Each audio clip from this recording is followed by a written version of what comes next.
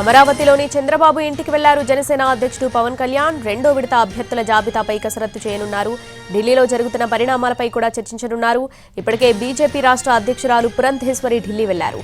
పొత్తులపై హైకమాండ్తో చర్చించనున్నారు. అదే సమయంలో చంద్రబాబు పవన్ భేటీ కావడం ఆసక్తి రేపుతుంది. బీజేపీతో పొత్తుపై స్పష్టత వస్తుందని ఆశిస్తున్నాయి టీడీపీ, జనసేన.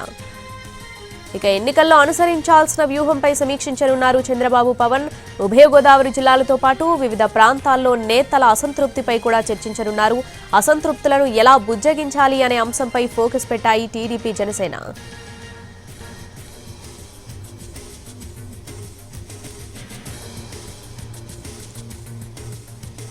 అమరావతిలోని చంద్రబాబు ఇంటికి వెళ్లారు జనసేన అధ్యక్షుడు పవన్ కళ్యాణ్. రెండో విడత అభ్యర్థుల జాబితాపై కసరత్తు చేయనున్నారు. దీనికి సంబంధించి పూర్తి అప్డేట్స్ మా ప్రతినిధి పీఎంఆర్ చంద్రశేఖర్ లైవ్ లో అందిస్తారు. చంద్రశేఖర్. Thank you. ప్రధానంగా కొద్దిసేపటి క్రితం టీడీపీ అధినేత చంద్రబాబు నివాసానికి పవన్ కళ్యాణ్ చేరుకున్నారు.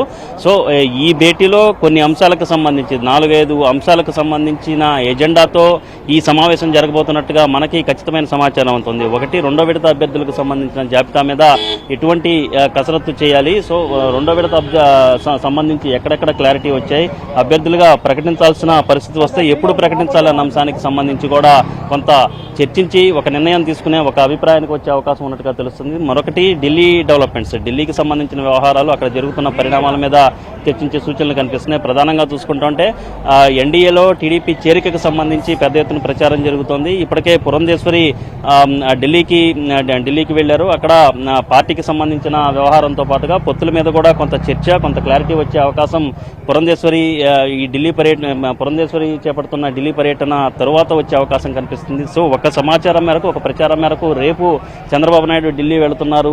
ఎన్డీఏలో చేరికకు సంబంధించిన వ్యవహారం మీద కూడా కొంత క్లారిటీ తీసుకునే ప్రయత్నం చేస్తున్నారు అనేది మనకు అందుతున్న సమాచారం మేరకు తెలుస్తుంది. పార్టీ వర్గాల నుంచి వస్తున్న సమాచారం మేరకు తెలుస్తుంది. సో ఈ నేపథ్యంలో ఢిల్లీ డెవలప్మెంట్స్ మీద చర్చించే సూచనలు కనిపిస్తున్నాయి. ఇక మూడోది, అత్యంత ప్రధానమైనది, ఉభయ గోదావరి జిల్లాలో, ప్రధానంగా ఉభయ గోదావరి జిల్లాలో తొలి విడత అభ్యర్థుల ప్రకటన తర్వాత పెద్ద ఎత్తున కొన్ని నియోజకవర్గాల్లో, అటు తణుకు కావచ్చు, ఇటు జగ్గంపేట కావచ్చు, ఇంకొన్ని నియోజకవర్గాల్లో నిడదవోలు, రాజమండ్రి రూరల్, సో ఇటువంటి నియోజకవర్గాల్లో పెద్ద ఎత్తున ఆందోళన వ్యక్తం చేస్తున్న పరిస్థితి ఆశావాహుల్లో కనిపిస్తుంది. మరొక వైపు జనసేన అలాగే టీడీపీ రెండు పార్టీల మధ్య కూడా క్షేత్రస్థాయిలో ఫీల్డ్ కోఆర్డినేషన్ అనేది సరిగా ఉండడం లేదన్న చర్చ జరుగుతున్న నేపథ్యంలో సో వాళ్ళ మధ్య సమన్వయం కుదర్చడానికి, ఓట్ షేరింగ్ విషయంలో ఇబ్బందులు రాకుండా చూసుకునే విధంగా ఎటువంటి ప్లాన్ ఆఫ్ యాక్షన్ రూపొందించాలన్న అంశం మీద ఈ సమావేశంలో చర్చించే అవకాశం కనిపిస్తుంది.